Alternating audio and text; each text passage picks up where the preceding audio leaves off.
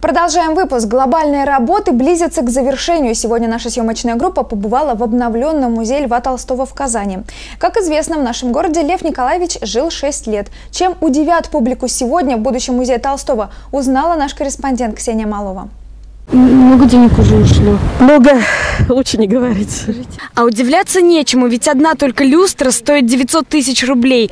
Оно понятно, заказывают все в московских антикварных салонах. Хранительница музейных тайн и экспонатов по секрету рассказала, как воссоздают историю с чистого листа. Обратите внимание, комната братьев Толстых, где будет рассказ о том, как Толстые жили здесь в то время в Казани. С того времени сохранились арочные пролеты и, может, не особо изящная, но восстановленная по достоверным источникам лепнина. Кстати, прежде чем начать реконструкцию, на территории усадьбы провели раскопки. Все, что нашли от прежних хозяев, так или иначе помогает максимально воссоздать обстановку той эпохи. Каждая комната дома имеет свое назначение и название. Для каждой из них подобрана своя краска для стен. В большинстве комнат застелены паркетные доски, но чтобы не испортить полы, при дальнейших работах их накрыли картоном и тканью. Однако в голубом зале, который называется «Казанский период», а также в розовом бальном зале, уложен настоящий паркет. В тот период, когда он поступил в Казанский университет,